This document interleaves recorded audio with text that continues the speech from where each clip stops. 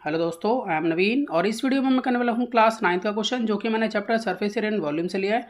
तो चलिए शुरू करते हैं। तो देखिए समय में दिया है how many cylindrical can of diameter 5 centimetre and height 8 centimetre can be filled from rectangular tin of oil which has square base with side 40 centimetre and height 55 centimetre. तो देखिए क्वेश्चन में दिया है कि कितने सिलेंड्रिकल कैन जिनका diameter 5 centimetre है और हाइट 8 सेंटीमीटर है वो फिल किए जा सकते हैं एक रेक्टेंगुलर टिन ऑफ ऑयल में से जिसका कि स्क्वायर बेस है और उसकी साइड 40 सेंटीमीटर और हाइट 55 सेंटीमीटर है। देखिए पहले मैं इसकी फिगर बना लेता हूँ। देखिए ये मैंने एक रेक्टेंगुलर टिन बनाया है जिसकी साइड 40 सेंटीमीटर है, यानी कि इसकी लेंथ यहाँ 40 होगी तो ब्रेथ भी 40 होगी क्योंकि इसका स्क्वायर बेस है और इसकी हाइट 55 है।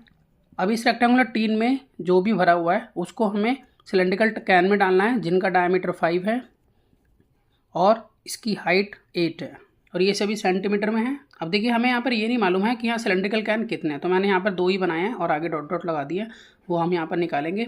तो अब जितना भी ऑयल इस रेक्टेंगुलर टिन में होगा वो हमें शिफ्ट करना है सिलेंड्रिकल कैन में। तो इसका मतलब ये हुआ जितना भी ऑयल इस रेक्टेंगुलर टिन में है वो सभी ऑयल जो है वो डिवाइड इक्वली हो जाएगा इन कैंस में। मीन्स ये हुआ हमें अगर यहाँ पर नंबर ऑफ कैंस निकालना है तो हम यहाँ पर वॉल्यूम ऑफ रेक्टेंगुलर टिन ऊपर लिखेंगे और वॉल्यूम ऑफ ईच कैन नीचे लिखेंगे। तो मैं यहाँ पे लिख लेता हूँ कि volume of rectangular tin upon में वॉल्यूम ऑफ ईच कैन।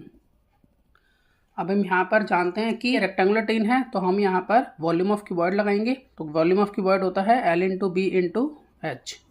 और अगर हम कैन को देखें तो इसकी शेप सिलेंड्रिकल है और सिलेंडर का वॉल्यूम होता है πr²h, तो अपॉन में हम लिखेंगे πr²h। अब हम यहाँ पर इसको इस तरह से भी लिख सकते हैं कि L/B/H डिवाइड का साइन और यहाँ पर πr²h। अब हम यहाँ पर L/B/H पुट कर लेते हैं। तो ये है हमारा लेंथ 40, ब्रेथ 40 और हाइट 55, फिर डिवाइड का साइन।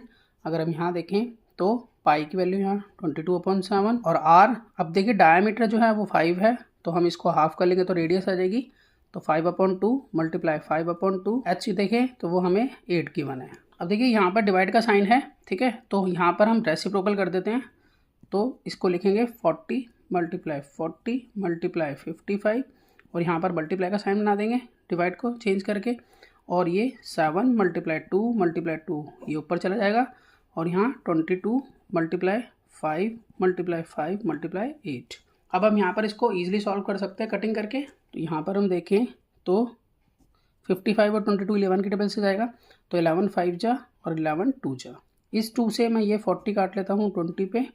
अब 8 की टेबल में ये 40 चलाएगा 5 जा पे। देखिए यहाँ पर 2 5 है, यहाँ पर भी 2 5 है, इन 2 5 को हम इस दोनों 5 से कैंसिल कर सकते हैं।